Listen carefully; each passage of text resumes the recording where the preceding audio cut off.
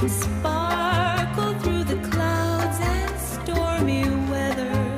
Hi everyone, welcome back to Viva Burlesque, and today we're doing a very, very interesting reportage about somebody I admire very much. Before I'm gonna introduce this lady to you, I have to tell you something about this lady, because she's not only a burlesque performer, a singer, she's also one of the biggest people here in Belgium making retro concepts and parties. She is everything in one. Promise that your dreams I try my best to share my experience of being on stage, because I used to be more than 10 years on stage a bit everywhere in Europe, and my experience into being a producer. I hope that we follow the star and be forever floating above. I know. Flo, where are you taking me right now? I want to show you more of my collection, so Wow. let's start with a small detail. Like, this is a chapeau claque. It's Een called chapeau, een klakske. a chapeau claque. Why? Because it does clack. Klak. And then you can just put it on your head. Wow. And this is a déshabillé by Miss Catherine Deliche. Maybe you know We her. all know Catherine Deliche, Yes. and we all want to have like a robe of her. Yeah, that's beautiful. You say robe, I say déshabillé. Déshabillée.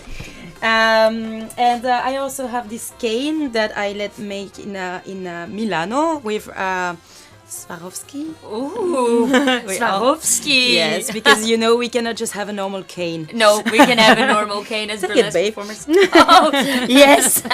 You were in the burlesque scene when it started as a performer. How was that? I think I started into the burlesque world being the host of the shows. Yeah. In French, we call this a meneuse de revue, because as you can hear, I'm a French. I'm a Française. And a meneuse de revue is the personage, the character that leads the show.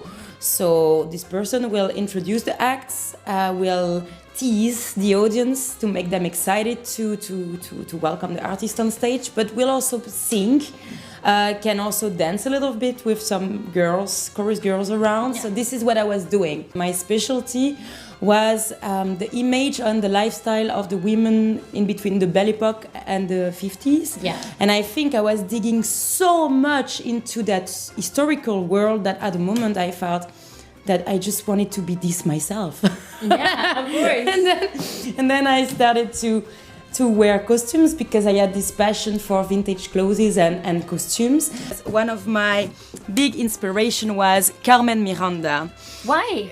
Because I love her. She was like this Hollywoodian Brazilian actress Yeah. from the 40s, and she created, you know, that tutti frutti look Yeah. with this headpiece. And this is one of my this was one of my characters on stage, and I made this repro of her costume. And you have to know that this is like vintage fabrics.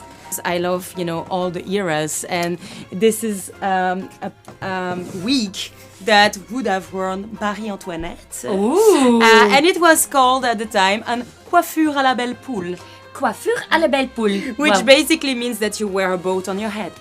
Dita Von Teese came to Paris. Who? Yes. Dita Von Teese came to Paris for the first time to be in the Crazy Horse show.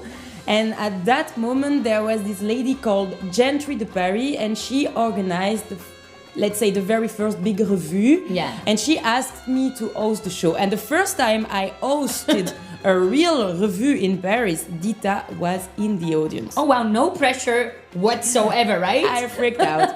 But okay, I did it. And in the meantime, because originally I'm from Italy, I had requests to go and host shows also in Italian.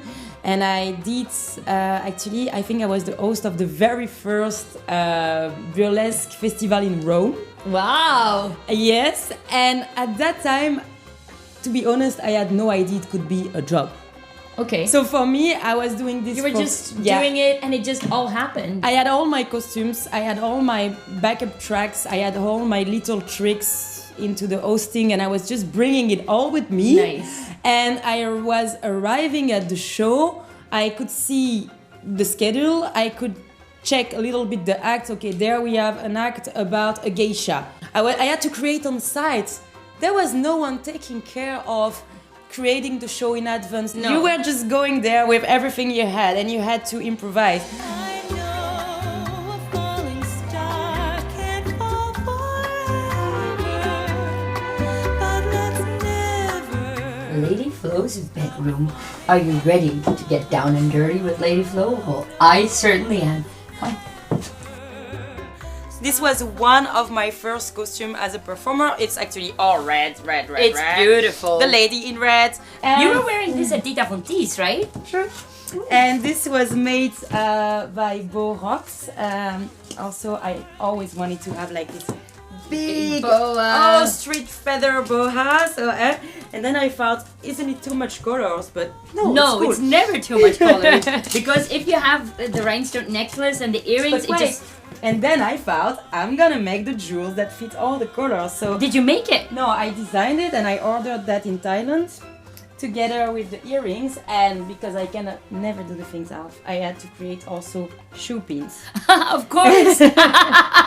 Because just the red shoes wasn't enough. You had Yeah. to.